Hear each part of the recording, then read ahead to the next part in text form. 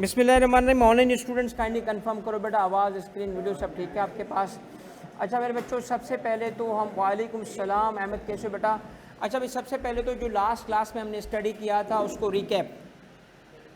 Recap हमने income from business, वही recap चल रहा है। Recap income from business start किया था ऑनलाइन बेटा, income from business. Hasan but बेटा एक मजबूरी आ गई थी तो इस वजह से था मैं यहीं कैंपस पे, मगर बस एक मजबूरी थी। अच्छा मेरे बच्चों, सबसे पहले आते हैं रिकैप पे। तो इनकम फ्रॉम बिजनेस का रिकैप कुछ ऐसे होगा कि सबसे पहले आए आज सुने सवाल कैसे बनेगा, ताकि फिर हम रिकैप भी करेंगे, आगे भी जाएंगे। और सबसे इम्पॉर्टेंट चीज़ ये है कि जो आपका पेपर में सवाल आएगा उसको टैकल करना आपको आ जाए। मैं आपको एक थोड़ा बेसिक मॉडल अभी इंट्रोड्यूस करूँगा, सो दैट हम तैयारी उसके लिए करें। एक बात मैं आपको बता रहा हूँ, एक बहुत इम्पॉर्टेंट है। ओके, तो एक बहुत इम्पॉर्टेंट चीज़ ये है कि आपको लॉ फिंगर टिप्स पे हो फिर भी न्यूमेरिकल सॉल्व ना हो। इसकी वजह क्या होती है कि आपने तैयारी नॉलेज गेन करने के लिए की थी, पेपर के लिए नहीं की थी। तो सबसे पहले ज़रूरी है सवाल कैसे बनेगा। कोई भी बिजनेस का सवाल जब बनेगा तो सबसे पहले बेटा इस मॉडल पे होगा, ज़रा थोड़ा देख लीजिएगा और नोट कर लें तो और बेहतर है। सबसे पहले क्या करेगा एग्जामिनर, आपको कहेगा से कि एक बंदा है मिस्टर ए और एंगेज्ड, वो दूसरा वाला एंगेज नहीं है, ये engaged in business, in deriving income from business. Okay, और फिर आपको कहता है से for tax year 2024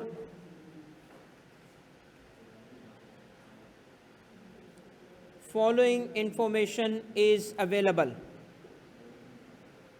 something like that आपको इंफॉर्मेशन दी जाएगी। अब सबसे बेसिक चीज़ क्या होगी, आपको दिया जाएगा प्रॉफिट बिफोर टैक्स, और से वो आपका 8 मिलियन का प्रॉफिट बिफोर टैक्स है। आप ज़रा एक बात जहन में रखें, मैं आपको ये सेकंड क्लास है, पहली क्लास में मैंने कॉन्सेप्ट बनाया था, सेकंड क्लास में मैं पढ़ाने के बजाय प्रैक्टिकल सिखा रहा हूँ, क्योंकि जो सवाल जैसे आएगा वैसे हमने तैयारी करनी है।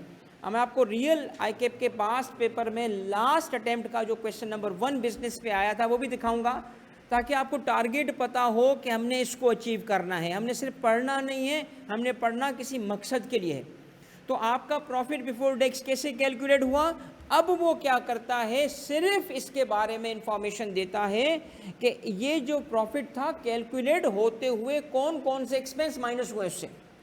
तो क्या करता है से आपको वो फर्दर इंफॉर्मेशन में बेतहाशा ट्रांजैक्शंस दे देगा, जिसका ताल्लुक कॉस्ट ऑफ गुड सोल्ड से होगा, एसेट बिकने से होगा, डेप्रिसिएशन से होगा, एक्सपेंस से होगा, रेवेन्यू एक्सपेंस से होगा। सिर्फ और सिर्फ आगे वो एक तफसील लगा देगा, डिटेल लगा देगा एक्सपेंसेस की, और हमें कहेगा कि बताओ कि इसकी टैक्स लायबिलिटी या टैक्सेबल इनकम क्या बनती है।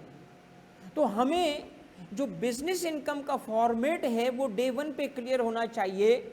मैं आपसे दोबारा पूछता हूं कि जब हम इनकम फ्रॉम बिजनेस कैलकुलेट करेंगे तो कैलकुलेशन का method income under the head कैसे कैलकुलेट करते हैं, बताएं ज़रा। ऑनलाइन बेटा मेरी आवाज़ सही है? सारे बच्चों को बताएं क्या करेंगे।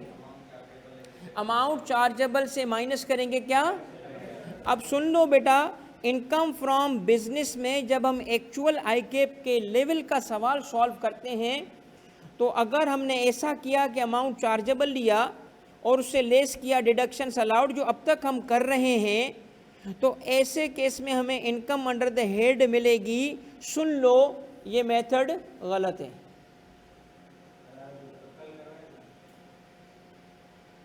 आपको पता है ये मेथड गलत है, क्योंकि रियल सवाल इस फॉर्मेट से बनता ही नहीं है। अगर आपको पढ़ाते वक्त में थ्योरी की तरह पढ़ाऊं और एंड पे सरप्राइज दूं तो रॉन्ग मेथड ऑफ टीचिंग है। सुन लो राइट मेथड क्या है। इनकम फ्रॉम बिजनेस ऐसे, हाँ है यही तरीका सही है, मगर एक्चुअल सवाल ऐसे नहीं बनता। अभी अभी मैंने आपको क्या दिखाया था, सवाल ऐसे बनता है।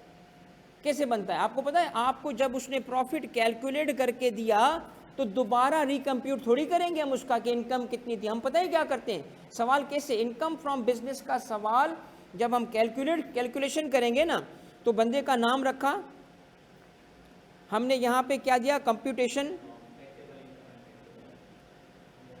Computation of taxable income and tax liability और टैक्स ईयर लिखा। अब सुने, इसके बाद से उसकी इनकम में सैलरी हो, वो तो आप सीख चुके हो कैसे आएगी, सिर्फ इनकम्स आएंगी, फिर इनकम अंडर द हेड आ गई सैलरी की। मगर बिजनेस हुआ ना, इनकम फ्रॉम बिजनेस हुआ तो इसकी शुरुआत amount chargeable minus deductions allowed real सवाल में नहीं है। हम पता है कैसे करेंगे, बताओ कैसे करेंगे? हम सबसे पहले लिखेंगे वही प्रॉफिट क्या बिफोर टैक्स, वो फिगर रिपीट कर दो जो भी उसका प्रॉफिट बिफोर टैक्स था। अब क्या करोगे, एडजस्टमेंट्स। जो चीज इसने गलत लेस की थी इस प्रॉफिट को अराइव करते हुए, हम कह रहे हैं ये एक्सपेंस गलत क्लेम किया इसने, हम क्या करेंगे, ऐसे एक्सपेंस को एड बैक कर देंगे। और जो सही एक्सपेंस माइनस होना था उसने नहीं माइनस किया, क्या करेंगे, हम उसको लेस कर देंगे। बस दैट्स इट, ये है बिजनेस इनकम। बिजनेस इनकम का फार्मूला डिफरेंट है। रियल लाइफ सवाल जो बनता है वो एडजस्टमेंट बेस्ड बनता है, ना कि अमाउंट चार्जेबल डिडक्शंस अलाउड। तो अमाउंट चार्जेबल डिडक्शंस अलाउड के तरीके से जो सवाल करेगा उसके लिए पेपर में जाएगा तो फिर वो फंस ही जाएगा, उससे सवाल हैंडल ही नहीं होगा। मगर है वही चीज़, amount chargeable minus deductions allowed. क्यों? तरीका तो पीछे वही था ना, कोई इनकम होगी, कोई एक्सपेंस होगा। तो आपके पास जब सवाल आएगा ना तो किस डेटा पे आएगा, बताएं किस डेटा पे होगा, क्या करेगा वो एग्जामिनर? आए इसको एक रियल लास्ट अटेम्प्ट के सवाल को देखते हैं ताकि हमें ये पता चले कि हमने पढ़ना किस मेथड से। भाई पढ़ना जो है ना, हमने किसी वो शौकिया तो तुम में से कोई भी नहीं है, मुझे पता है। कौन पढ़ने के लिए शौक से आता है आप में से? कोई आता है? आते हो? हाँ, बड़ी बात यार, बड़ी बात यार, शौकिया आते हो तो फिर then I am happy man, मगर सारे मजबूरी में आ रहे हैं। ये देखो बेटा, आपके पास हमेशा आपको डेटा वो देगा ऐसे, बिजनेस सवाल ऐसे बनता है। आप देखिए क्या कर रहा है, एक टेबल में आपको प्रॉफिट एंड लॉस अकाउंट दे रहा है और उसमें आपको उसने सेल से स्टार्ट किया, कॉस्ट ऑफ सेल। ये 99% बिजनेस का सवाल ऐसे बनेगा, 99.9% यही चांस है कि बिजनेस ऐसे ही पूछेगा, जिसमें sales, cost of sale, GP आ गया, फिर एडमिन, सेलिंग, फाइनेंशियल और अदर इनकम आ गई। ये है प्रॉफिट बिफोर, यहाँ से सवाल स्टार्ट होगा, यहाँ से स्टार्ट करेंगे हम। और फिर आप एडिशनल इंफॉर्मेशन देखो तो उस एडिशनल इंफॉर्मेशन के अंदर आप ज़रा देखें तो जो रिमेनिंग डेटा है वो सारा का सारा ऊपर वाली बताई गई ही इनकम से या एक्सपेंस से ताल्लुक़ रखता है। तो आपने देखना क्या है कि अगर वो सही ट्रीटमेंट थी तो कुछ नहीं करोगे, गलत थी तो उसको करेक्ट करोगे। तो आपके पास अदर इंफॉर्मेशन में देखिए क्या है, एडिशनल इंफॉर्मेशन में sales, cost of sales, admin, selling कुछ भी नहीं है। इसका मतलब क्या है, अब model for a business income यूं होगा कि प्रॉफिट एंड लॉस अकाउंट देके उन्हीं बातों पे एडिशनल इंफॉर्मेशन दे देगा और हमें कहेगा आप बताएं। अब ये इंफॉर्मेशन जो है ज़्यादातर अकाउंटिंग की बेस पे बनी होती है, हमें उसको टैक्स की तरह करना है, टैक्स की बातें याद होंगी। अब मुझे एक बात बताओ, उसने जो भी कैलकुलेशन की होगी अगर सही की होगी तो हमसे कंप्यूटेशन क्यों करवा रहे हैं? इसका मतलब है आप याद रखें कि कुछ ना कुछ हर एंट्री पे करना ही पड़ेगा। ऐसा बहुत कम होगा कि कोई एंट्री दे दे और हमें कुछ भी ना करना पड़े, ऐसा नहीं होगा, बहुत कम होगा। तो कुछ ना कुछ होगा जिसको वो पूछना चाहता है। अब अगर आप सवाल को देखो, लास्ट अटेम्प्ट है और टोटल मार्क्स देखें तो इसकी 18 नंबर का पहला सवाल था। अगला सवाल फिर देखो, फिर बिजनेस था। यह क्या बात हुई, दो बिजनेस के सवाल? क्यों नहीं भाई, बिजनेस मुश्किल टॉपिक है। मगर दूसरा सवाल उसने जो बनाया था वो बनाया था एओपी पे, पर्सन चेंज कर दिया, इंडिविजुअल पे भी सवाल बिजनेस का, AOP में भी सवाल बिजनेस का, तो सुन लो, अगर पहला सवाल वो सैलरी का बना रहा है, दूसरा बिजनेस का एक्सपेक्ट करना। ये हो नहीं सकता कि आपके पेपर में बिजनेस पे सवाल ना होगा। इस दफ़ा सिर्फ मैं ये देख रहा हूँ कि सैलरी को उसने कंसिस्टेंटली टैक्स नहीं पूछा, इसलिए उसके ज़्यादा चांस हैं। मगर बिजनेस होगा, क्यों होगा मैं बता रहा हूँ। इसकी वजह यह है कि आपके पेपर का स्टैंडर्ड अब वो नहीं रहा जो बच्चों वाला पहले हुआ करता था। तो वो अगर थोड़ा सा मयार रखेगा पेपर का, तो जो डिफ़िकल्ट एरिया है वो तो पूछेगा ना, और डिफ़िकल्ट एरिया है ही बिजनेस, है ही बिजनेस, तो पूछेगा कैसे नहीं, हो ही नहीं सकता बिजनेस पे सवाल ना हो। तो डेटा कैसे गिवन है आपने देख लिया। अब हमें क्या याद करनी है बताओ। ट्रीटमेंट्स डेप्रिसिएशन टैक्स की कैसे है, अकाउंटिंग से कैसे डिफरेंट है। आपने सिर्फ जैसे हमने कैप्सूल बनाया था ना सैलरी का, ऐसा ही एक बिजनेस का कैप्सूल है, मगर वो 2 सफ़े का नहीं है, 3 का है। ओके, एक एक चीज़ जो पास्ट में उसने पूछी है मैंने उसमें लिख दी है, तो आपको रिवीजन भी अच्छी मिल जाएगी। मगर ज़रूरी पता है क्या आपने करना, सेम मेथड से जाना है। ट्रीटमेंट, अब मुझे बताएं, लास्ट क्लास के रिव्यू पे मैं वापस आ जाता हूं। मैं आपसे पूछता हूं कि मुझे बताओ, हमने जो पिछला टॉपिक पढ़ा, मैंने क्या कहा था कि बिजनेस को पास करना है तो इनकम पे फोकस करना, सही है? ऐसा कहा था? ऐसा कहा था? बिल्कुल नहीं कहा था, बिल्कुल भी नहीं कहा था। मैंने क्या कहा था? मैंने ये करता नहीं, क्या कहा था? मैंने कहा था अगर इस टॉपिक पे अच्छे नंबर लाने हैं तो किस पे फोकस करोगे? डिडक्शंस पे। इनकम इसकी बेकार है भाई, डिडक्शन पे फोकस करना। आओ आज डिडक्शन पे फोकस करते हैं, आज से हम इसको शुरू करते हैं। इनकम आपको याद होगी, मैंने एक ही पढ़ाई थी और कहा था बाकी इसके सारे वेरिएशंस हैं। इनकम कौन सी पढ़ाई थी आपको? Profits and gains. प्रॉफिट कहाँ से आएगा? रेवेन्यू। गेन कहाँ से आएगा? Who said disposal of asset? जिसने कहा डिस्पोजल ऑफ एसेट उसको खुद लानत देनी चाहिए शक्ल पे। भाई डिस्पोजल ऑफ सारे एसेट, तो कैपिटल गेन का क्या होगा फिर? कैपिटल गेन में भी तो कुछ जाएगा ना। Disposal of 2 assets, depreciable asset और इंटेंजिबल, बस, बाकी नहीं आएंगे यहाँ पे। अब डिडक्शन की तरफ हम आ गए, तो डिडक्शन का हमने मैप बनाया हुआ है।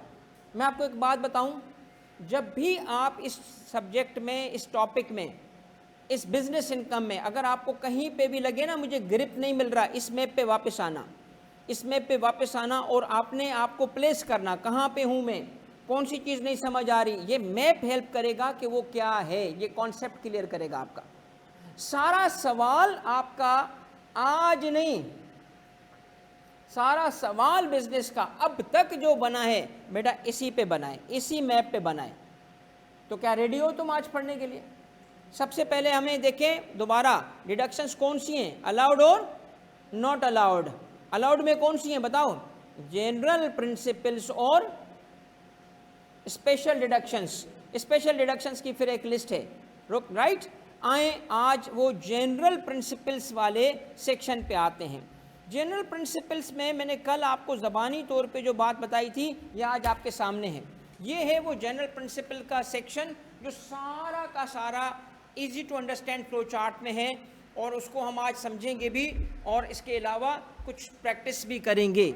सबसे पहली बात ये है कि मैंने आपको कल कहा था कि किसी भी एक्सपेंस के लिए इनकम फ्रॉम बिजनेस में डिडक्टेबल होने के लिए कोई लिस्ट गिवन नहीं है। लिस्ट देने के बजाय, क्योंकि लिस्ट देते तो एक्सपेंसेस बिजनेस के हज़ारों में हैं, तो बजाय उन्होंने लिस्ट देने के क्या दे दिया? जनरल प्रिंसिपल्स, टेस्ट बता दिए कि एक्सपेंस को इस टेस्ट से गुजारो, अगर मीट हो गए तो अलाउड, नहीं हुए तो नॉट अलाउड।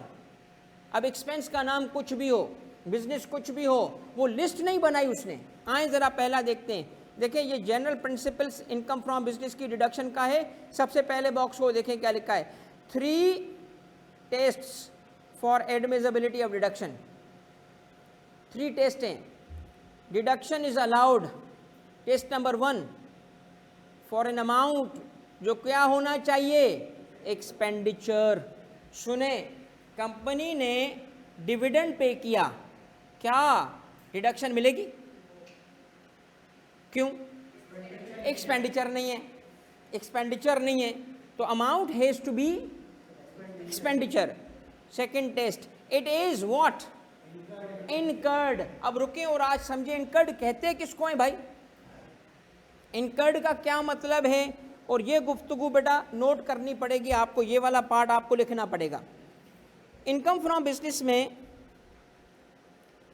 दो बेसिक क्वेश्चन जो हम पूछते हैं, दो बेसिक क्वेश्चन जो हम पूछते हैं हर हेड से।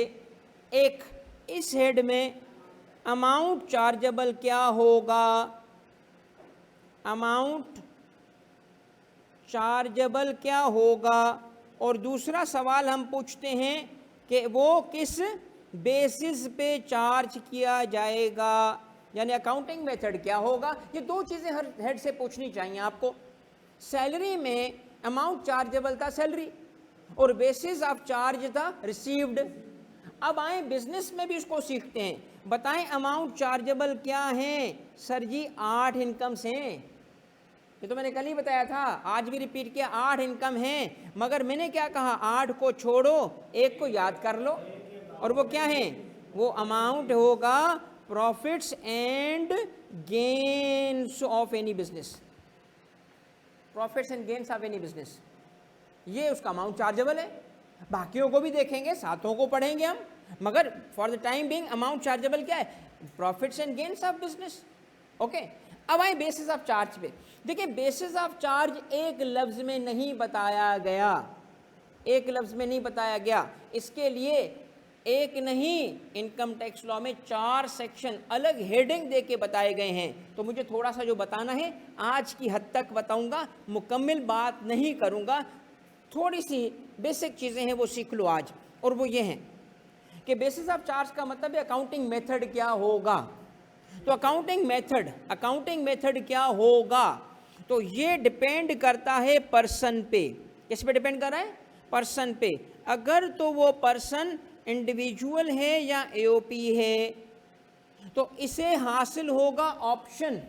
क्या ऑप्शन? चाहे तो कैश बेसिस अपनाए, चाहे तो अक्रूवल।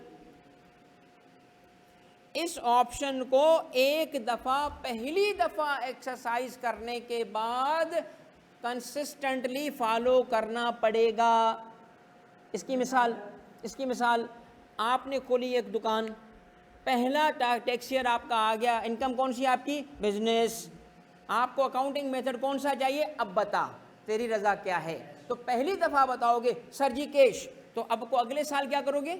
कैश पे जाओगे, अब अक्रूवल पे नहीं जा सकते। यानी पहली दफ़ा जब आप, पहला साल है बिजनेस का, यू हैव एन ऑप्शन, मगर वंस आपने ऑप्शन पिक किया तो चेंज नहीं कर सकते। हाँ, चेंज करना चाहो कमिश्नर के अप्रूवल से चेंज करोगे, मर्जी से नहीं। यानी चेंज मुमकिन है भाई, इसलिए ये चेंज करवाएगा ना, वरना फ्रॉड हो जाएगा ना।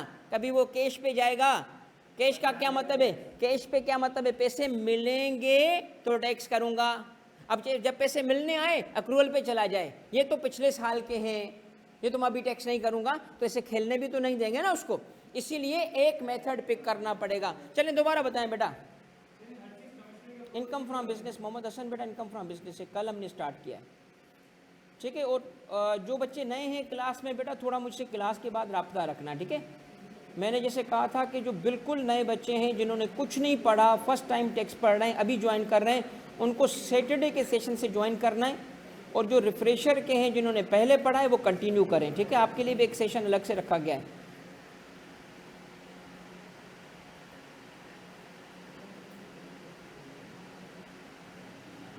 अरे यार ये देखो भाई, बात सुनो। एक बच्चा कह रहा है सर आप लानत यार, हाशिर सुन तुझे ही लानत दे रहा हूँ। वो कह रहा है यार लानत दे रहे हैं, अब्बू साइड में बैठा है। अभी मुझे देर पता है क्यों हो गई? वो हमारी एक पिछले अटेम्प्ट की स्टूडेंट है, उसने बड़ी मेहनत समाजत की कि सर मैं हैदराबाद से आई हूँ, 2 मिनट मुझे दे। तो फादर उसके साथ थे, ठीक है। तो उसके पेपर रुक गया था, तो उसको समझाना था, तो मैं उसी बच्ची को समझा रहा था। अब वो, मैंने उससे पूछा ये आपके अब्बा हैं? कहती जी। मैंने कहा आपके अब्बा के सामने लानत तेरी शक्ल पे। मैंने कहा लानत तेरी शक्ल पे, ठीक है। तो भाई ये उस्ताद की लानतें जो है ना, ये तरक्की कराती हैं बेटा। सही है, तो मिलती रहेंगी तुझे, तू कहीं पे भी हो। चल बेटा वापस आ जा, वापस आ जा, तू बहुत तरक्की करेगा शैतान। अच्छा अभी चलो आगे आ जाओ बेटा, आगे आ जाओ भाई, आगे आ जाओ भाई। पर्सन पे डिपेंड करता है, पर्सन पे डिपेंड करता है। पर्सन है इंडिविजुअल और एओपी, तो क्या मिलेगा, क्या मिलेगा, ऑप्शन। मगर कितनी दफा बेटा, एक दफा हाँ बोल दी ना 3 दफा तो फिर ऑप्शन नहीं रहता, समझ गए। वहाँ उसमें एक्सपायरी भी नहीं लिखी होती उस पेपर पे जिस पे साइन करते हैं शौक से, फिर रोते रहते हैं। हाँ सही है, चलो तो एक दफा का ऑप्शन है, मगर फिर भी चेंज मुमकिन है कमिश्नर से इजाजत लेके। समझ आ गया। चलें आ जाएं बेटा। अगर तो आप बिजनेस इनकम हो, अर्न कर रहे हो, और आप हो क्या भाईजान, कंपनी, तो आपके पास कोई ऑप्शन नहीं है, आपके नसीब में अक्रूवल बेसिस है। ये याद कर लो जल्दी से, जल्दी जल्दी याद करो भाई, क्योंकि कंपनीज को कैश बेसिस पे क्या फायदा है यार, कंपनी तो अक्रूवल पे जाएगी ना। स्टैंडर्ड फॉलो करो ना यार भाई, जल्दी जल्दी वापस, बच्चों वाली बातें चल रही हैं, जल्दी करो आगे, हमने थोड़ा सा इंपॉर्टेंट हिस्सा आज कवर करना है। वापस बताओ बेटा। हाँ हाँ बेटा हाँ, मुझे एक बात बताएं, मैं आपसे अभी अभी पूछ रहा था कि 2 बेसिक सवाल होते हैं जो हर हेड के हमें क्लियर होने चाहिए। पहला क्या था, उस हेड में इनकम कौन सी है, अमाउंट चार्जेबल, क्या है इनकम, बोलो सर। वैसे तो 8 हैं मगर हमें ये याद रखना है, profits in gain. Okay, second basis of charge, बोलो बेसिस ऑफ चार्ज किस पे डिपेंड करता है, सर जी पर्सन पे डिपेंड करता है। इंडिविजुअल एओपी होगा तो कैश और अक्रूवल जो पे करो। कंपनी के लिए नो ऑप्शन, अक्रूवल। कंपनी है यार, उसका काम ही अक्रूवल पे होता है। अब नेक्स्ट पॉइंट जल्दी आओ। अब हमें ये जो अक्रूवल और कैश बेसिस है ना, इससे हमारा लिंक बनेगा किस चीज का, जो अभी अभी हमने पढ़ा कि क्या किसकी डिडक्शन मिलती है, एक्सपेंडिचर की। कौन सी, कौन सा एक्सपेंडिचर, इनकर्ड किसे कहते हैं, सीखो। अब सीखो कि इनकर्ड किसको कहते हैं भाई। अगर वो कैश बेसिस पे है तो इनकम कब ऑन होगी, एक्सपेंस कब इनकर्ड होगा।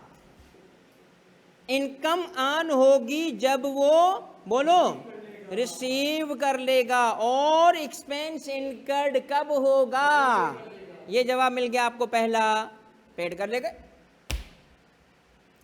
अगर ये कौन सा बेसिस है तो कैश बेसिस है। मगर व्हाट अबाउट अक्रूवल, जो इन दोनों ने फॉलो करना है। सर आए इसको पढ़ें, इनकम किस बेसिस पे और एक्सपेंस किस बेसिस पे। इनकम जब क्या होगी, क्या होगी, आने वाली होगी, आ चुकी, रुला चुकी यार, आने वाली होगी यार। रिकॉर्ड हुई मगर रिसीव नहीं हुई, ओके। और अर्न कर ली, ओके। ये सारी जो आप बातें कर रहे हो ना, ये अपनी अकाउंटिंग की बेसिस पे कर रहे हो।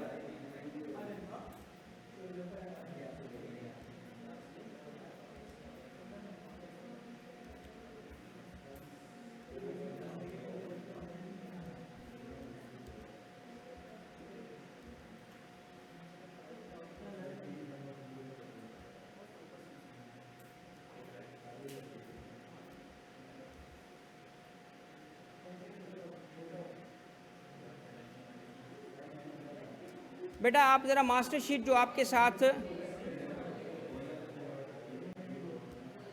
मास्टर शीट के बेटा इस पार्ट को देखें।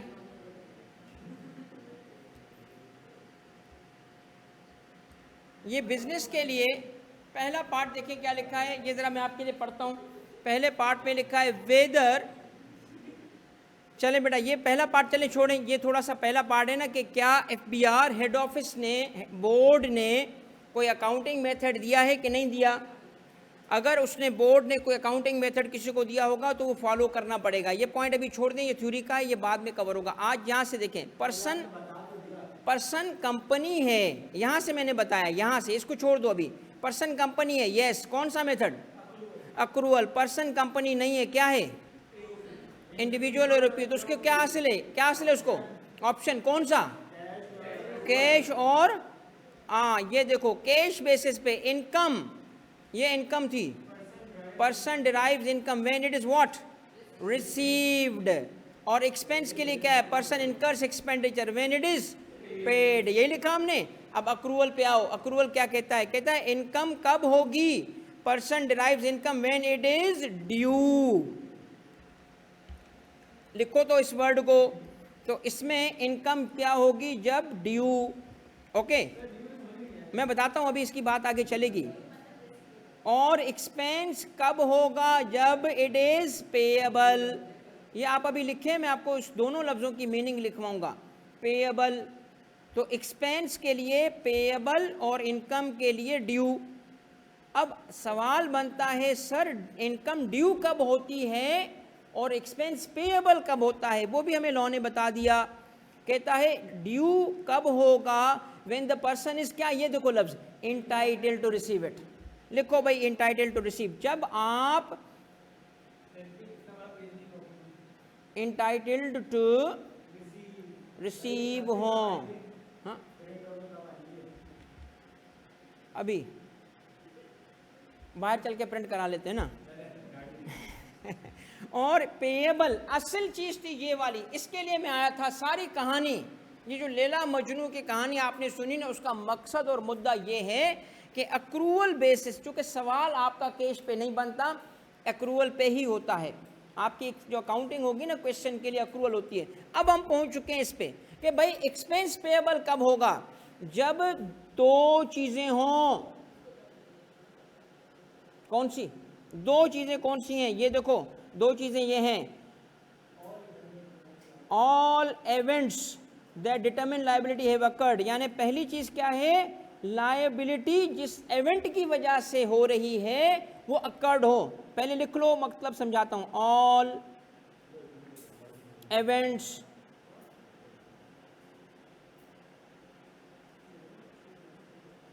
That determine liability have occurred. मुझे एक बात बताएं, मैंने टीवी चैनल पे लगाया एक एड, टीवी चैनल पे एड लगा दिया, और मैंने टाइम स्लॉट बाय किया था 9:01 का, जो फर्स्ट ब्रेक आता है न्यूज़ का 9:01 पे, तब मेरा एक 30 सेकंड का एड चलना था।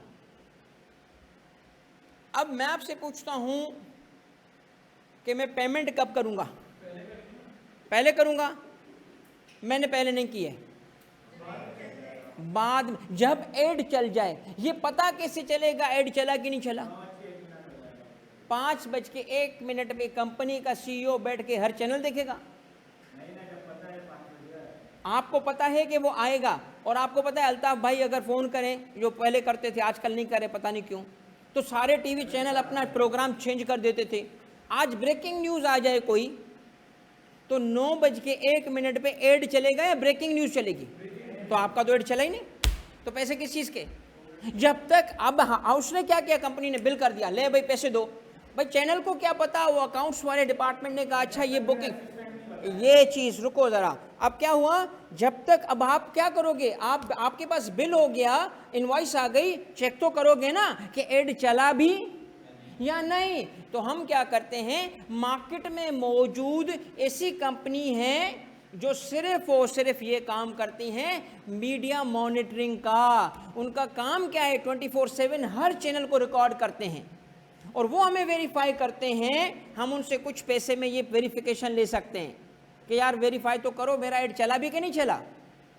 तो फिर वो जब वेरीफाई करेंगे या हमें प्रूफ आ जाएगा, तब हम पे करेंगे। मुझे एक बात बताओ, एड ना चले क्या अमाउंट पेएबल होगा, नहीं। इसका मतलब इवेंट हुआ ही नहीं, जिसने लायबिलिटी क्रिएट की वो इवेंट तो हो, वो सर्विस तो मिले, वो गुड्स तो आए, वो काम तो हो जिसके पैसे हैं। आई बात समझ आपको, इवेंट्स दैट डिटरमिन लायबिलिटी का मतलब क्या है, वो मुझे सर्विस तो दो। यस, तभी तो ये कह रहा है कि हो। और दूसरा, वो जो अमाउंट इन्वॉल्व है, can be reasonably computed. Amount कितना देना है ये भी तो वर्कआउट कर सकूं। अब सुने मेरी बात बेटा, ये एक मैं आपको बहुत खूबसूरत बात बताता हूं। टैक्स के एक बड़े प्रॉब्लम से आज मैं आपकी जान छुड़ा रहा हूं, और वो क्या है, टैक्स में, सुन लो, provision for expense, provision for anything की डिडक्शन नहीं मिलती। सर क्या बात है, provision for bad debts deduction not allowed, provision for नहीं, डेप्रिसिएशन नहीं है, provision for warranty deduction not allowed. भाई किसी चीज का प्रोविजन क्रिएट करोगे टैक्स डिडक्शन नहीं देता। अब सुनो क्यों इस डेप्रिसिएशन के देता है, रुक जाओ, क्यों? इसलिए कि वो अमाउंट पेएबल नहीं है क्योंकि इवेंट्स नहीं हुए होते। इसके लिए दो कंडीशंस हैं, सुनो तवज्जो से, इसमें मुझे आपका अनब्रेकेबल फोकस चाहिए। मैं आपको एक मिसाल देता हूं। सपोज करें कि हमने इस साल के लिए एक प्रोविजन क्रिएट किया कि हमने जो चीज़ें बेची हैं इसमें वारंटी में वापस आएंगी। तो क्या हमें पता होता है वारंटी में कितनी चीज़ें आएंगी? हाँ, over a period of time हमने देखा है कि वारंटी के लिए हमें पैसे अलग रखने पड़ेंगे, क्योंकि हमने देखा था कि हमारा over a period of time pass में 5% चीज़ें वापस आती हैं और ओवरऑल हमारा 20 लाख रुपए का खर्चा उस पर होता है। तो 20 लाख तुमने अलग कर दिए क्योंकि वो वारंटी के क्लेम में आएंगी, मगर क्या वारंटी आई? क्या वारंटी आई? तो आपने जो पैसे अलग किए, अकाउंटिंग तो उसकी डिडक्शन देता है, टैक्स नहीं देता। क्योंकि इसीलिए तो लॉ बनाया गया ताकि टैक्स प्रोविजन की इजाजत क्यों नहीं देता? क्योंकि वो इनकर्ड नहीं है, इनकर्ड नहीं है, इनकर्ड नहीं है। अब मेरी एक बात सुने, टोटल रिव्यू दे रहा हूं, सारा रिव्यू दे रहा हूं, सुनो तवज्जो से दोबारा। रुक जाओ। एक्चुअल एक्सपेंस की डिडक्शन मिलती है, प्रोविजन की नहीं। वारंटी एक्सपेंस की डिडक्शन देंगे, वारंटी एक्सपेंस की डिडक्शन देंगे, प्रोविजन की नहीं देंगे। अब मुझे एक बात बताओ बेटा, तवज्जो से सारे बेटा, तवज्जो से, बहुत इंपॉर्टेंट पार्ट है ये और वो ये है, अब मैं दोबारा रिकनेक्ट, ये सारा आपको मैं नोट करवा रहा हूँ, मैं अभी आपको ये शीट भी शेयर कर रहा हूँ, मगर इसको छोड़े, मेरी बात सुने। इनकम फ्रॉम बिजनेस में दोबारा पूछ रहा हूँ, इनकम फ्रॉम बिजनेस में दो बेसिक सवाल, इनकम कौन सी टैक्स होगी, किस बेसिस पे टैक्स होगी, आप बताना शुरू करो। इनकम कौन सी टैक्स होगी? अमाउंट चार्जेबल कौन सा होगा? Profits and gains of any business. पहले सवाल का जवाब क्या है? Profits and gain of any.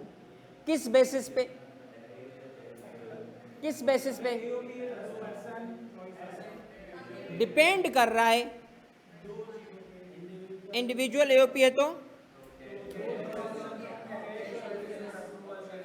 Option है, कंपनी है तो कैश बेसिस पे इनकम और एक्सपेंस,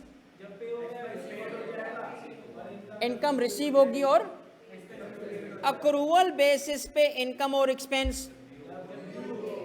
इनकम ड्यू होने का क्या मतलब है?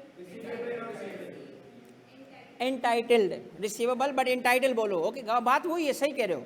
और पेएबल, पेएबल कब होगा? ये है वो पार्ट जो सबसे इंपॉर्टेंट है, जब दो चीजें हों, एक तो इवेंट्स हो चुके हों, यानी एक्सपेंस क्रिएट हो चुका हो, लायबिलिटी क्रिएट हो चुकी हो और अमाउंट हमें पता हो।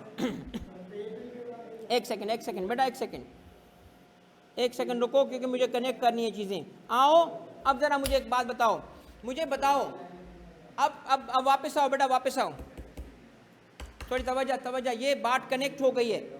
पता है बिजनेस में डिडक्शन क्लेम करने के लिए किसी भी एक्सपेंस की लिस्ट है कि नहीं है?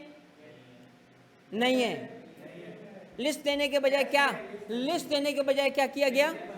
प्रिंसिपल्स हैं। पहला प्रिंसिपल है 3 टेस्ट वाला। टेस्ट नंबर 1 क्या था?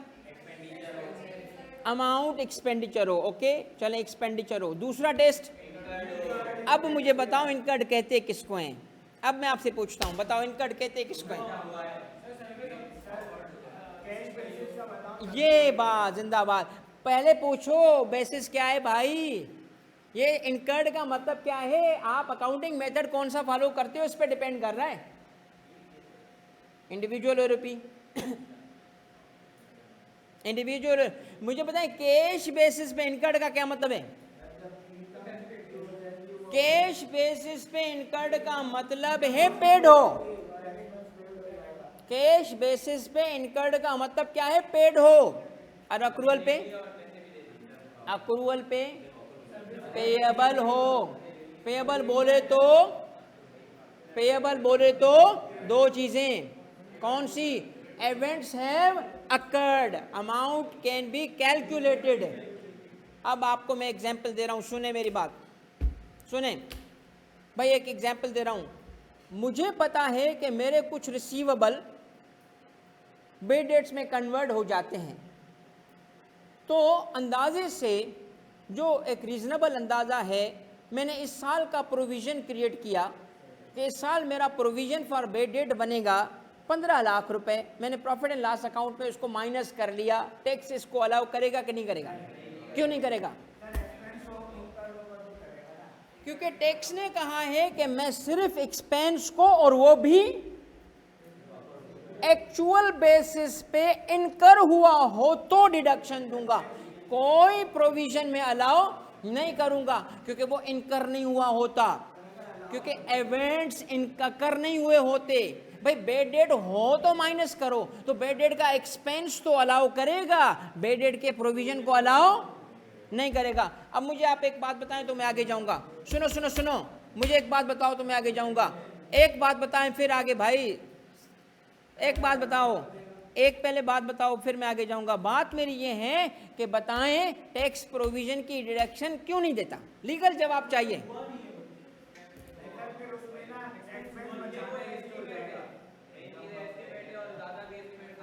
उसको एस्टिमेट का भी टेंशन नहीं है, तुमने करीब तरीन जवाब दिया है मगर लफ्ज नहीं इस्तेमाल कर। क्या नहीं? सवाल ये है कि tax provision for any expense की डिडक्शन क्यों नहीं देता? इवेंट्स नहीं हुए होते, इवेंट्स नहीं हुए होते। कौन से इवेंट्स? कौन से इवेंट्स?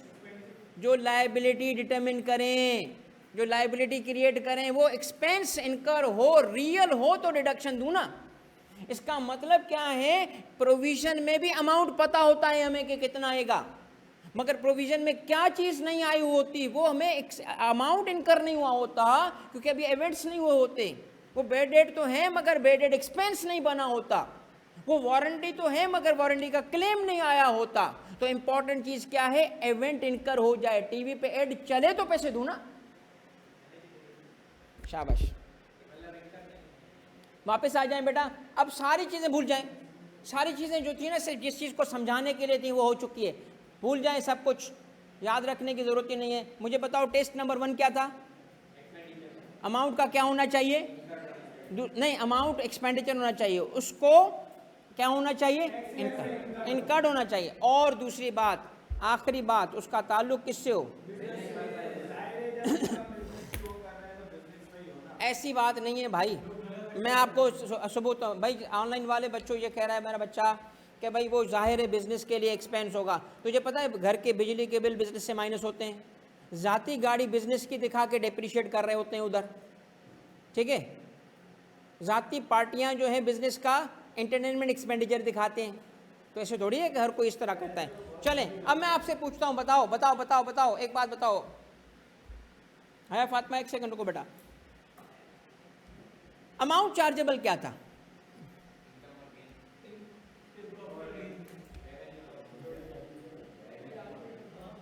इनकम फ्रॉम बिजनेस का समअप, सो फार समअप ये है, इनकम फ्रॉम बिजनेस का समअप अब तक ये है। इसमें अमाउंट चार्जेबल हैं तो 8, मगर हमने खुद को लिमिट किया हुआ है 1 पे, और वो है profits and gains of business. ये समअप कर रहा हूं, टोटल समअप ये है अब तक का। Deductions allowed, deductions allowed business की क्या है? नो नो नो, ऐसा एक्सपेंडिचर जो इनकर्ड हो और धंधे के लिए हो। धंधा किसको बोलते हैं? तो कोई और धंधा ले रहा था? चर्च बेचना भी अच्छी बात है, क्यों नहीं देते बेटा? बेटा दुनिया का सबसे बेहतरीन धंधा चर्च बेचना है। वो देखो टेंशन में देख रही है सर क्या बोल रहे हैं, चर्च बेचना है। ओ भाई मेडिकल पर्पस के लिए, मेडिकल पर्पस, मेडिसिन में यूज होता है, मैं उसकी बात कर रहा हूँ। वाह वाह वाह, ये इसको पता नहीं चर्च किसको कहते हैं। ये भाई जो है ना इसको चर्च का भी नहीं पता किसको कहता, पानी की जगह पिला दो उसको, इसको शहद की बोतलें पिलानी पड़ेंगी हमें, ठीक है, वो दूसरी वाली। चलो भाई वापस आ जाओ। अब आप बताएं, मैं आपको बोलता हूं सो फार यही बिजनेस है जो मैंने 2 लाइनें लिखी हैं, बाकी भूल जाओ, छोड़ो, बोलो मुझे ये 2 बातें याद करके दिखाओ। कौन सी बातें? अमाउंट चार्जेबल क्या है, बताओ क्या है? Profits and gains. और दूसरा क्या बोला? डिडक्शंस अलाउड क्या होंगी? बताओ क्या होगी? ऐसा एक्सपेंडिचर जो इनकर हो बिजनेस के लिए। भाई रुक नंबर तक जा रहा हूं मैं, नंबर की तरफ ही जा रहा हूं। मैं एक बात बताऊं, यकीन कर लो ये 2 लाइनें आपके आईकेप के एग्जाम का 50% है। ये 50% है आईकेप के सवाल जब बनता है ना, इन 2 चीजों से बनता है। आईकेप के सवाल में बेशक वो डरावना होगा, मगर पीछे ये 2 लाइनें, बस इन 2 लाइनों पे आईकेप का डरावना सवाल बनता है। आधा ये, इतना सिंपल, मैं आपको आगे चल के दिखाऊंगा। देखो अब इन 2 बातों के बाद थोड़ा सा देखिएगा, याद रखिएगा, मैं आपको अपनी मर्जी से अपने तरीके से पढ़ाऊंगा। ऑर्डर जो होगा पढ़ाने का मेरा होगा, ठीक है, बिजनेस पर्पस के लिए हो, बिजनेस का एक्सपेंस हो, जाती ना हो। आपके घर का बिजली का बिल बिजनेस से माइनस नहीं होगा।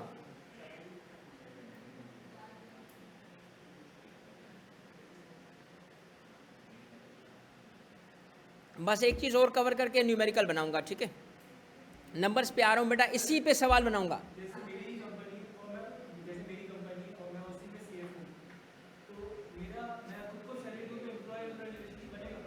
आपकी कंपनी प्राइवेट लिमिटेड है तो आपकी कंपनी है ही नहीं ना, वो अलग पर्सन है। आपका एम्प्लॉयर एम्प्लॉय रिलेशन क्यों नहीं बनेगा?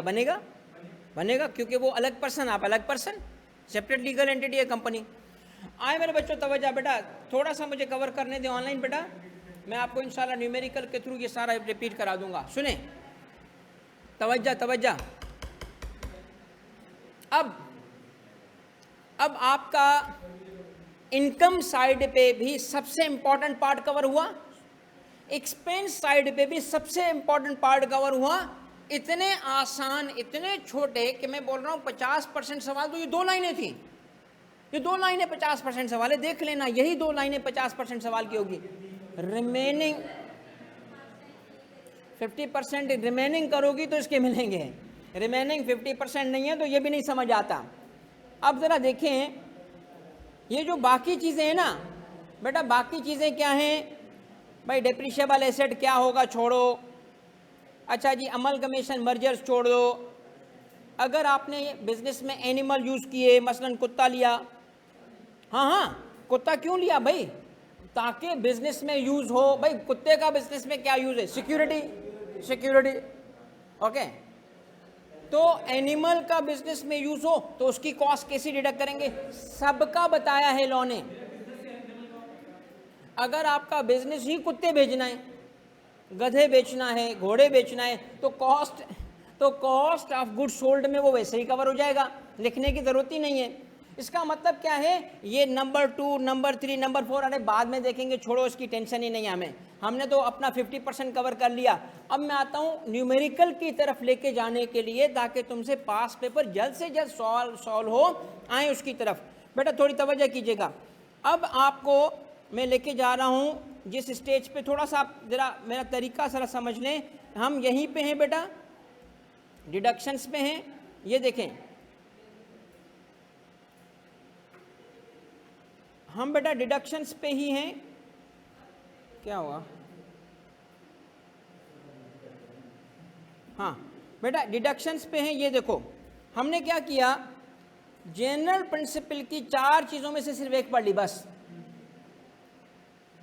इधर 8 इनकम में से सिर्फ एक पढ़ ली बस, यहाँ 8 इनकम में से एक पढ़ी, जनरल प्रिंसिपल के 4 में से एक पढ़ा बस, ये नोट कर लो, बाकी मैंने कवर नहीं किए। मैं आगे बढ़ गया, आए इधर स्पेसिफिक की तरफ, इसकी रिमेनिंग 3 बाद में कवर होंगी, इसके रिमेनिंग 7 बाद में कवर होंगे।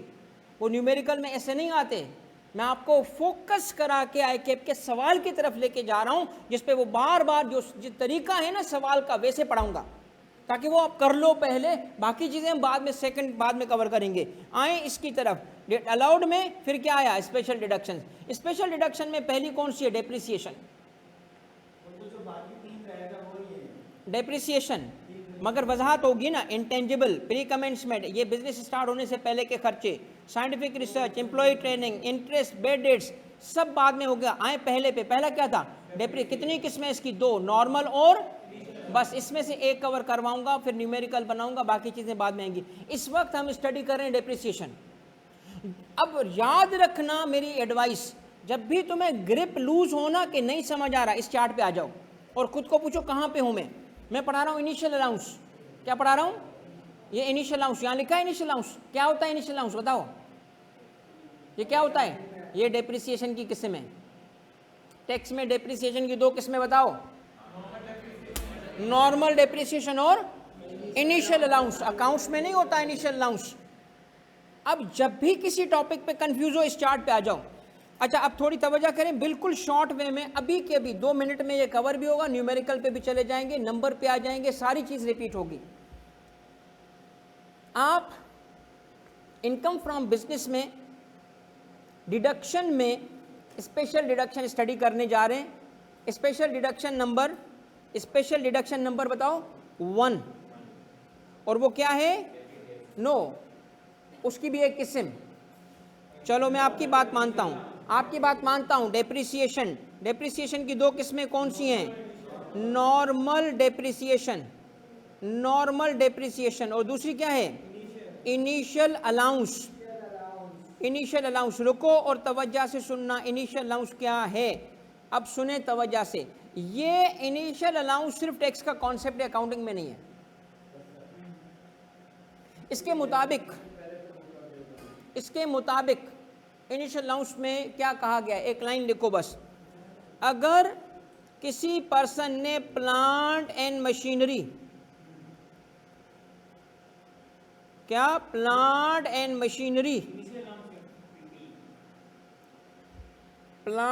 मशीनरी कौन सी, जो पाकिस्तान में फर्स्ट टाइम यूज हो रही हो, first time use in Pakistan हो, जिसका अगर इसने बिजनेस में यूज की, अक्वायर करके बिजनेस में यूज की, क्या, प्लांट एंड मशीनरी कौन सी, जो पाकिस्तान में क्या हो रही है, फर्स्ट टाइम यूज हो रही है, तो पहले साल 1 टाइम डिडक्शन दी जाएगी उसको, पहले साल 1 time only. This is not a regular recurring deduction, it's a 1 time deduction. और वो क्या है, फिर इसकी कॉस्ट का 25% उसे पहले साल डिडक्शन दे दी जाएगी एज डेप्रिसिएशन, जिसका नाम इनिशियल अलाउंस है। लिखो तो समझाता हूं, रुक जाओ। फर्स्ट टाइम यूज का क्या मतलब है, देखो फर्स्ट टाइम यूज का क्या मतलब है, अब सुनना जरा, मैं इसकी वजाहत करने लगा हूं। वो प्लांट एंड मशीनरी बताता हूं, ये तो न्यूमेरिकल में आ जाएगा ना, ये तो नंबर में आ जाएगा, कॉन्सेप्ट समझो, नंबर वाली बातों को भी इग्नोर कर लो। एक प्लांट एंड मशीनरी है जो पाकिस्तान में हमने परचेज की, न्यू है, बिल्कुल ब्रांड न्यू, और हमने इसको लोकल मार्केट से परचेज किया। क्या ये कवर हुई कि नहीं हुई, फर्स्ट टाइम पाकिस्तान में यूज हुई, यस, इस पे भी इनिशियल अलाउंस देंगे हम। यूज्ड हमने परचेज की, मगर लोकल मार्केट से परचेज किया, इस पे नहीं मिलेगा, बिकॉज पाकिस्तान में पहले ही वो यूज हो चुकी थी किसी और के पास। हाँ, अगर वो न्यू है और हमने उसको इंपोर्ट किया, तब भी हमें मिलेगा इनिशियल अलाउंस, क्योंकि वो फर्स्ट टाइम यूज हो रही है। मगर अगर वो यूज्ड है और इंपोर्ट है, तब भी मिलेगा। भाई क्यों मिलेगा? पाकिस्तान में फर्स्ट टाइम होना चाहिए उसका। इनिशियल अलाउंस इस पे भी मिलेगा, इस पे भी मिलेगा, यहाँ नहीं मिलेगा, यहाँ मिलेगा। अब इसके लिए मैं एक टर्म यूज़ नहीं करता, मैं अगली क्लास के लिए रखा हुआ है वो टर्म। ऐसे एसेट्स को कहते हैं एलिजिबल डेप्रिशिएबल एसेट। इसका मैं आगे अगली क्लास में वजाहत करूंगा। इनको हम कहते हैं एलिजिबल डेप्रिशिएबल एसेट। एक टर्म है जो अगली क्लास में रखा है, अभी छोड़ दो। अभी सिर्फ ये सुनो कि इनिशियल अलाउंस किस पे मिलता है, बोलो। इनिशियल अलाउंस किस पे मिलता है बेटा? प्लांट मशीनरी पे। कौन सी कौन सी कौन सी कौन सी कौन सी? जो पाकिस्तान में फर्स्ट टाइम यूज हो रही है। तो फर्स्ट टाइम यूज की एग्जांपल्स क्या हैं? फर्स्ट टाइम यूज हो रही है तो फर्स्ट टाइम यूज की एग्जांपल क्या है? न्यू लोकली परचेज हो, न्यू इंपोर्ट हो, या यूज इंपोर्ट हो। मगर ये वाला याद रखना, इसमें इनिशियल अलाउंस नहीं मिलता क्योंकि वो पाकिस्तान में फर्स्ट टाइम यूज नहीं हो रही। ये कॉन्सेप्ट है एलिजिबल डेप्रिशिएबल एसेट। अब मैं आता हूँ उसकी तरफ, 25% की तरफ। ठीक है, 25% का मतलब क्या है बेटा? हसन, अब ये रिपीट हो रहा है, तो मैंने नोट कर लिया था तुम्हारा। लिखो बेटा, ये छोटा सा सवाल है। इनकम फ्रॉम बिजनेस में जो कुछ तुमने पढ़ा है उस सब की समरी न्यूमेरिकल की फॉर्म में ये है। लिखो बेटा,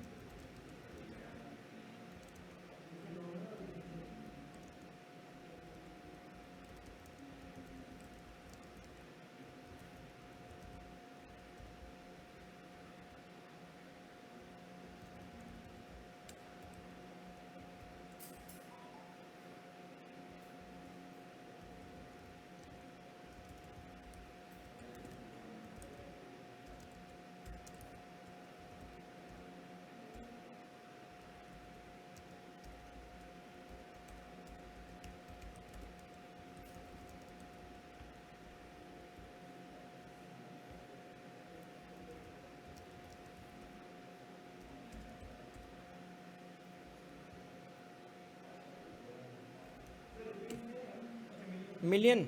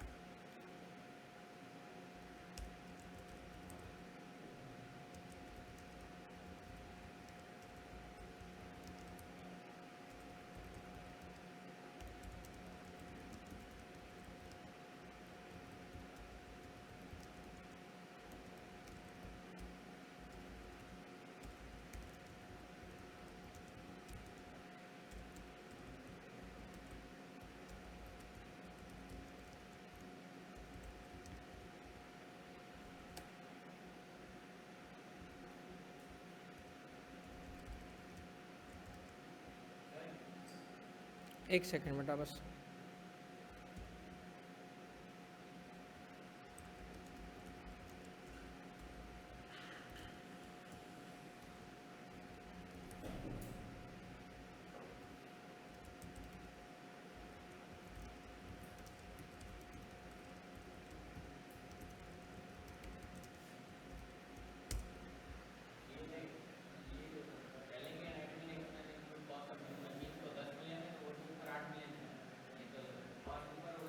एक सेकंड बेटा।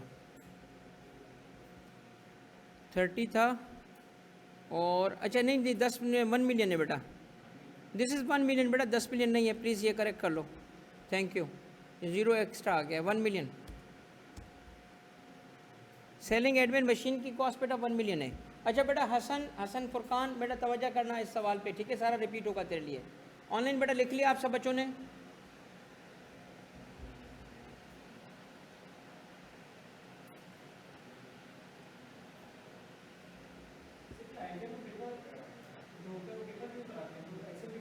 ऐसे ही करना चाहिए यार, रियल वर्क एक्सेल पे रियल वर्ल्ड है, आस्ते आस्ते जाएंगे उस पर, फाइनल तो हो चुका है इस तरह।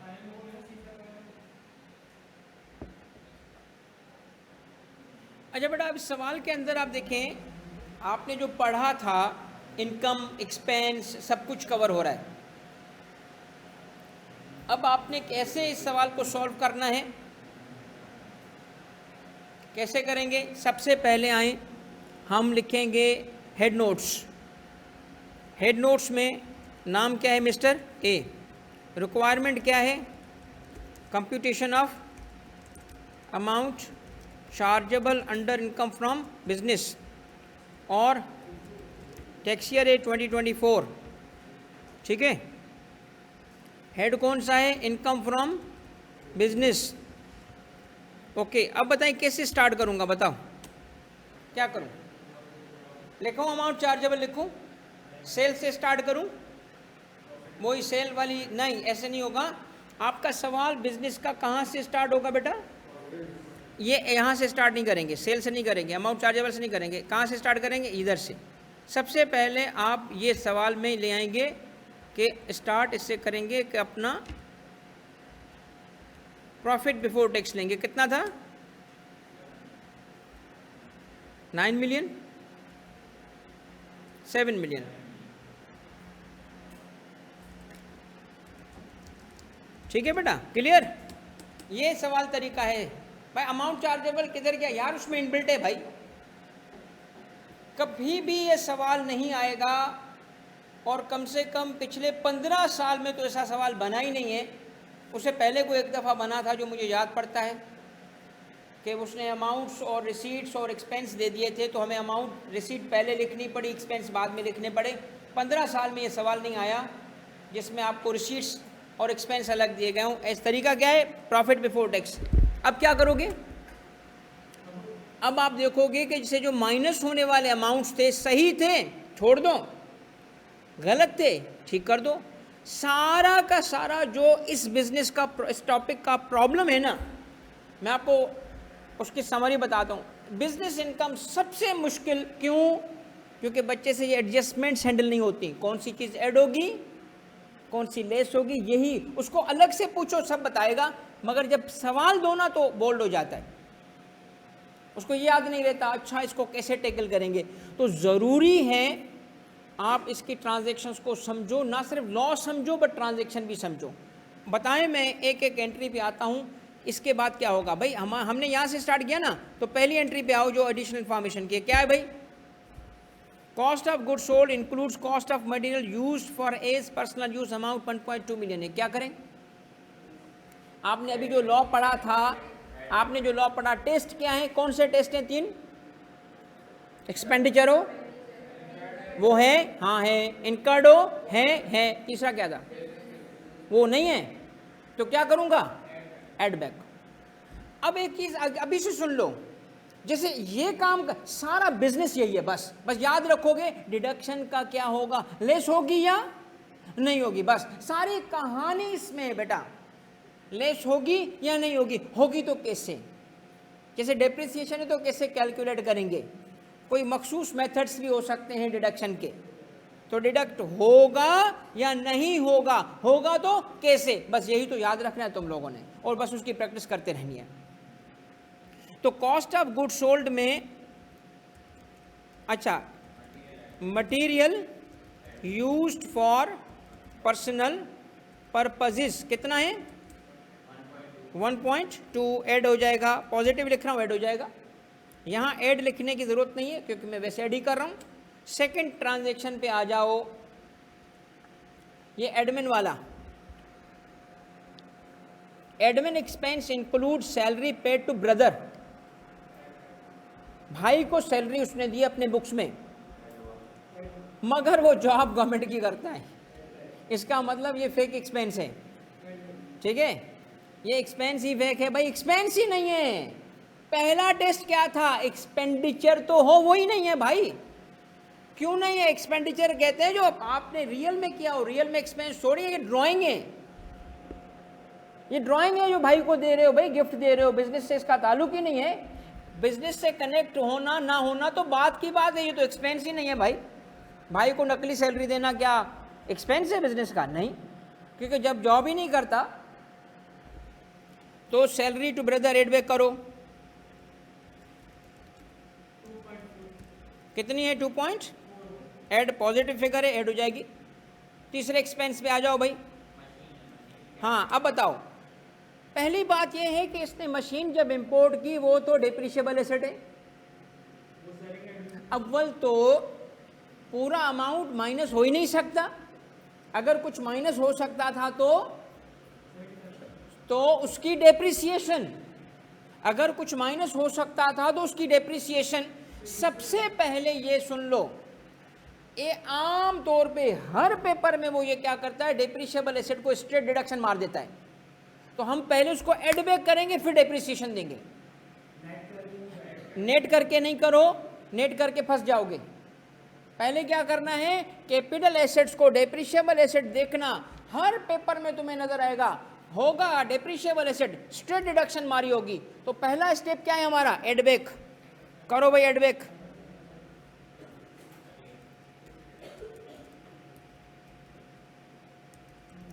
मशीन, रुको रुको मैं आता हूँ, इंपोर्टेड फ्रॉम चाइना, वो मैं समझाऊंगा बेटा, कितना अमाउंट था इसका 1 मिलियन। आज ये चौथे नंबर पे क्या हुआ, फाइनेंस कॉस्ट में क्या है, लोन, उस पर इंटरेस्ट पे किया 5 लाख का, यूज क्या है लोन का, क्या बिजनेस का यूज है, पर्सनल, क्या करोगे, एड बैक। लोन लेके बिजनेस में यूज करोगे तो इंटरेस्ट की डिडक्शन मिलेगी, लोन लेके जाती यूज करोगे तो डिडक्शन नहीं मिलेगी। मैंने पढ़ाया थोड़ा सा था, देखो क्या क्या केसेस आ रहे हैं, तभी मैंने कहा था भाई लॉ पीछे छोटा सा होगा, आधा सवाल तो उसमें हो जाता है आपका, इतनी सिचुएशन उससे निकलती हैं। तो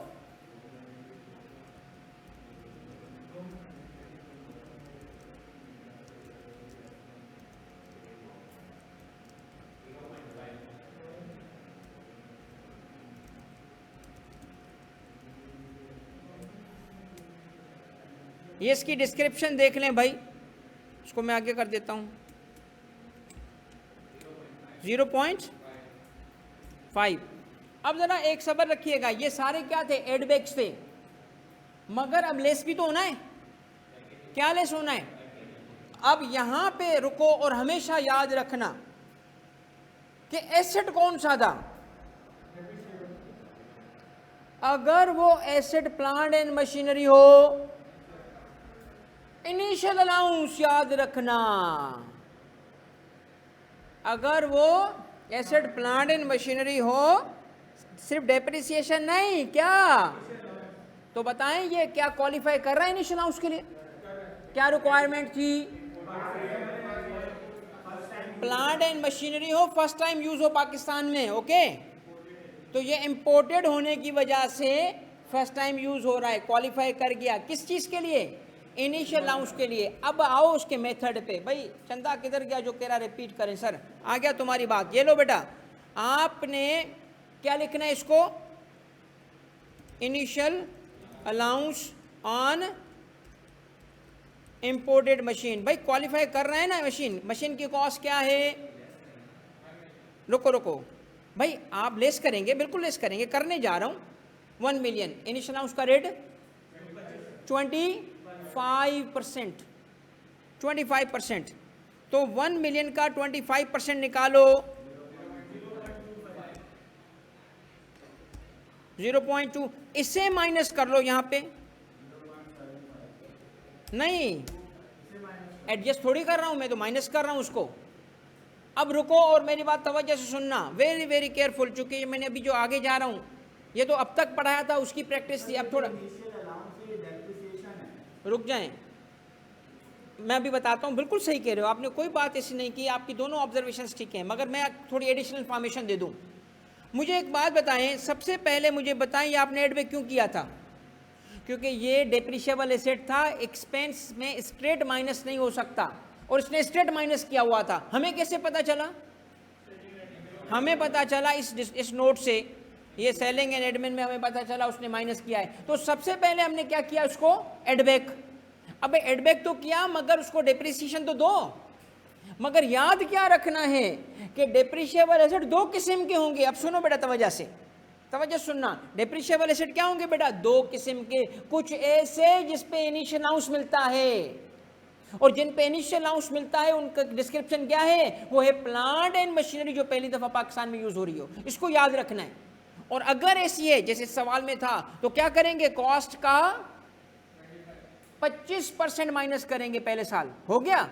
अब सुने भाई, आपको ये तो था इनिशियल अलाउंस ना, इनिशियल अलाउंस था ना ये। अब सुने, आपने डेप्रिसिएशन भी तो देनी है इसको, नॉर्मल लुक, ये मैंने अभी बताया नहीं था, अभी बता रहा हूं, normal depreciation on imported machine, ये भी लिख लो भाई।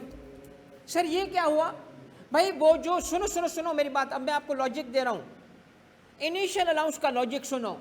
असल में लॉ क्या कहता है, कहता है कि जिस चीज से इकोनॉमिक ग्रोथ हो उसकी कॉस्ट मुझसे शुरू में ले लो, ताकि तुम्हें टैक्स कम देना पड़े, ताकि तुम्हारा कैश फ्लो थोड़ा सा बेहतर हो, क्योंकि पैसे तूने एसेट लेने पे लगाए हुए हैं, तो चल टैक्स थोड़ा कम दे दे।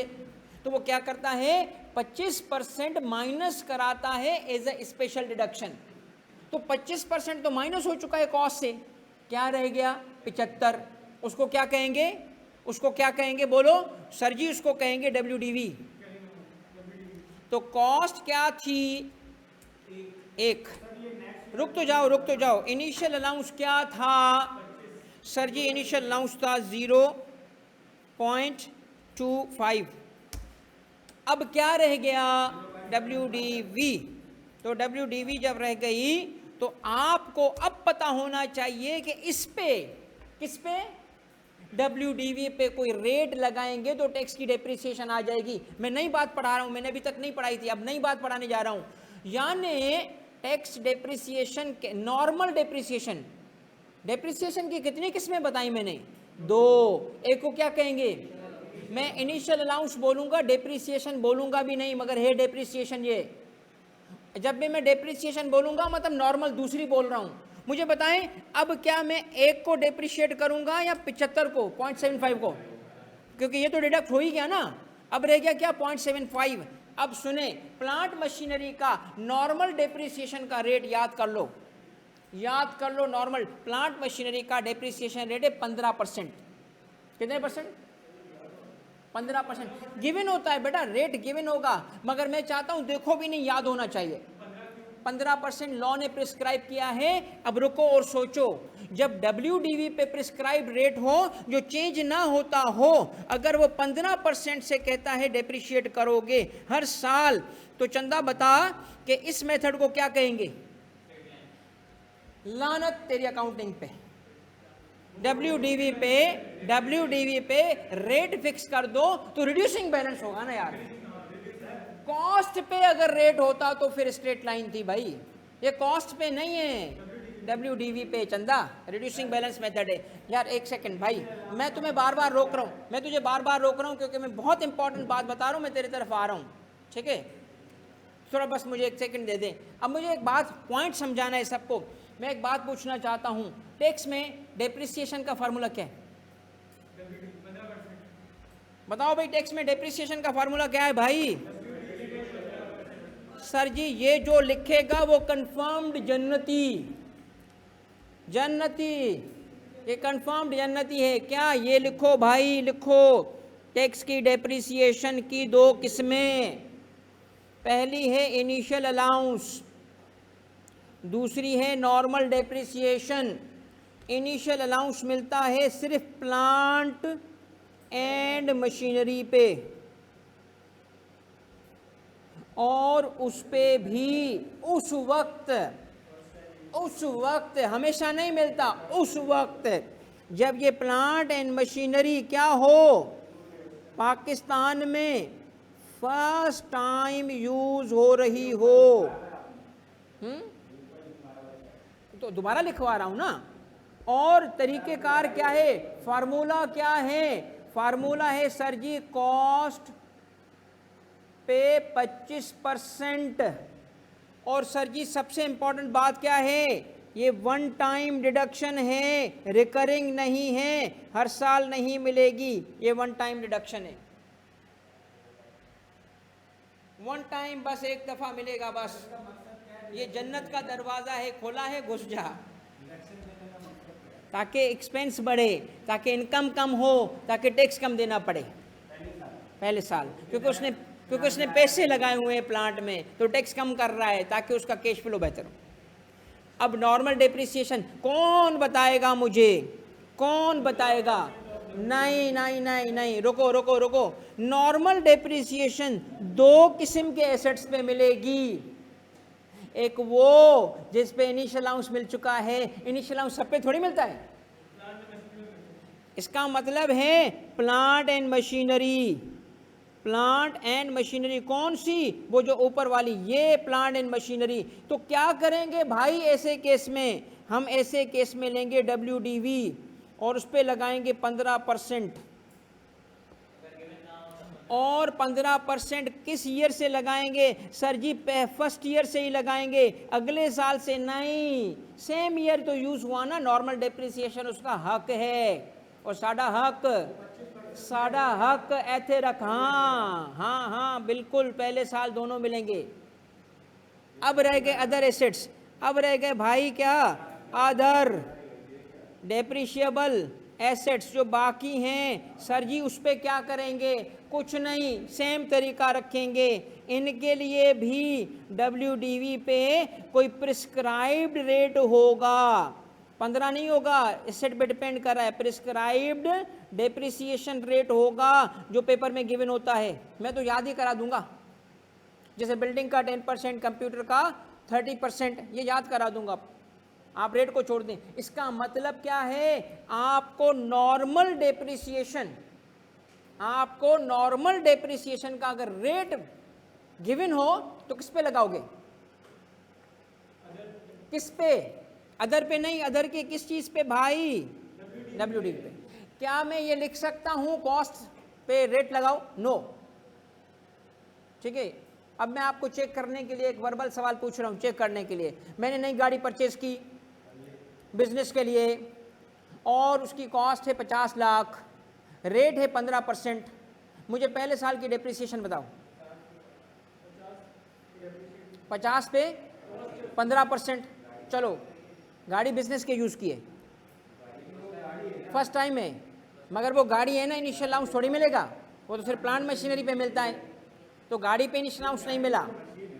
भाई देखो ना, 15% किस पे लगाओगे?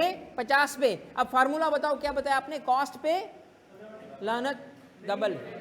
अरे भाई बोलेंगे थोड़ी यार, पहले साल भी बोलें, कॉस्ट ही WDV के बराबर होगी, तो कॉस्ट बोलने से स्ट्रेट लाइन मेथड हो जाएगा। स्ट्रेट लाइन नहीं है टैक्स में, टैक्स में क्या है भाई? टैक्स में क्या है? रिड्यूसिंग बैलेंस है, कॉस्ट। इसीलिए तो चाहता हूं तेरे अकाउंटिंग कॉन्सेप्ट हिले कि टैक्स पास हो, वरना टैक्स फेल हो जाएगा भाई, वरना टैक्स। चले बेटा मैं समाप्त करता हूं, रुकें, ये चीज़ नेक्स्ट क्लास में भी आएगी और प्रैक्टिस के साथ आएगी। मुझे सिर्फ ये करके दिखाओ। अब क्या करूं?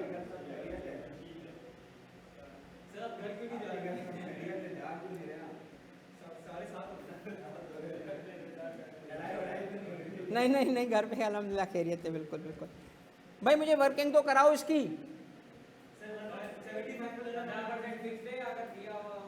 देखें मैं बताऊं, प्लांट मशीनरी 15% है, व्हीकल्स 15% है, फिक्स है, लॉ ने फिक्स किया हुआ है। अरे यार रुक यार, रुक रुक चंदा रुक, ये देख भाई छोड़, रुक जाएं भाई रुक जाएं, इसका मसला हल करने दें।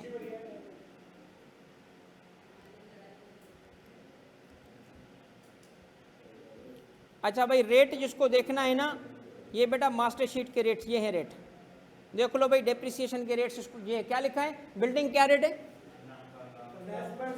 Furniture, machine, plant motor 15, computer hardware, तो ये रेट तो गिवन है ना, ये पेपर में भी गिवन होंगे। ओके अब क्लियर होगी बात कि रेट एक नहीं है, 15 नहीं है, डिपेंड करता है। चलो भाई इसकी कैलकुलेशन करवाओ, घर जाओ, क्या लिखूं भाई, आपने नॉर्मल डेप्रिसिएशन से पहले इनिशियल अलाउंस क्लेम, क्योंकि वो एसेट था, प्लांट एंड मशीनरी न्यू भी था, फर्स्ट टाइम यूज भी था, कॉस्ट में हमने लगाया 25% माइनस किया ये। अब मैं क्या करूं, अब मुझे WDV निकालनी है। WDV का मतलब क्या है कि इनिशियल अलाउंस माइनस करूंगा। तो सर जी कैसे माइनस करूंगा, ये देखो ये है ना, ठीक है, 1 से माइनस हुआ ये, तो इसका मतलब हमारे पास WDV क्या होगी, 1 माइनस ये हो गया, रेट क्या है, हमेशा 15 होगा। वाह वाह वाह वाह, प्लांट एंड मशीनरी पे हमेशा 15 होगा, मगर डिपेंड कर रहा है किस पे, 15%। तो 15% से करो कितना बनता है, ये क्या हुआ, वाह वाह वाह वाह, मैंने भी सही काम किया है, ले भाई आ गया। चलो भाई अब क्या करना है, माइनस इससे 0 पॉइंट क्या करूं, 1125 ले भाई। अब जब आपने इसको माइनस किया क्या मिला, income under head, income from business. तो ये टोटल था, अब क्या करना है, प्लस ये प्लस हुआ था, ये प्लस हुआ था, ये प्लस हुआ था, ये प्लस हुआ था, हाँ हाँ रुको तो ना, मैं बताना चाह रहा हूँ, ये माइनस हुआ था मगर चूंकि हमने माइनस लिखा हुआ है, और ये भी माइनस हुआ था, ठीक है। तो ये बना आपका जवाब। भाई किस किस का ये जवाब आया,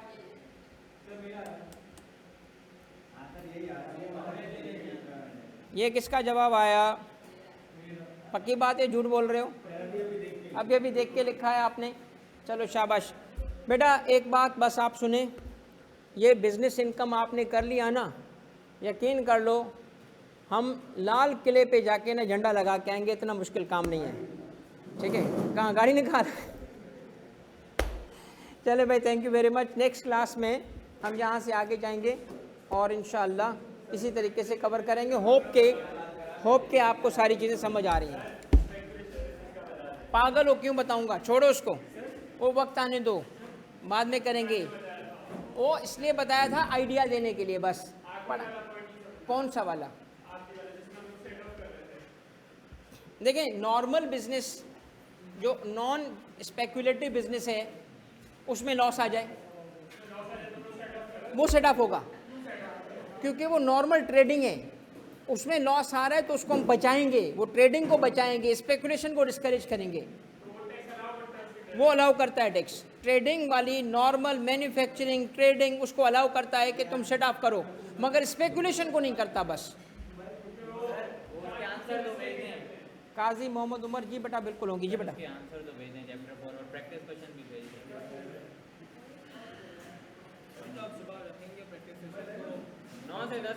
यार वो थोड़ा टाइमिंग, चलो बेटा ऑनलाइन कोई सवाल बेटा, 8:30 से 9:30 बजे। यार ये अभी इंशाल्लाह ये बताएंगे एडमिन वाले, मेरा ख्याल है मैं इनको मंडे का कहा है, वो कह रहे हैं थोड़ा बस टाइम दें ताकि हो जाए, कलर वलर हो जाए, तो ट्यूसडे से आगे नहीं जाएगा। कल हमारी क्लास थोड़ी पहले लगा दीजिएगा। कल क्या मतलब, अगर टैक्स ईयर के लास्ट मंथ में प्लांट एंड, बहुत अच्छा सवाल है बेटा आया फातिमा। ये बेटा हम अभी पढ़ेंगे डेप्रिसिएशन में, हमें फुल ईयर पॉलिसी मिलती है। लाइब्रेरी बनवा दे हसन आके, तो लाइब्रेरी देख इधर वो कहते हैं लाइब्रेरी बनवा दें। कल हमारी भाई क्लास- चंदा ज़बरदस्त लाइब्रेरी बनाई है आज तो सही। जुमार या जुमार, हाँ जुमार ही होगा बेटा, जुमार इरफान, आप एडमिन को अपनी डिटेल भेज दो, आपसे वो रब्ता कर देंगे मास्टर शीट की प्रिंटेड कॉपी के लिए। आया था वापस क्यों चले गए यार, अभी तो कंस्ट्रक्शन चल रही है तेरी। वो अभी तेरे पास पिक्चर भेजता हूँ, देख जरा कैसी बन गई है लाइब्रेरी। ठीक है बेटा, आ जाना जरा, चक्कर लगाना।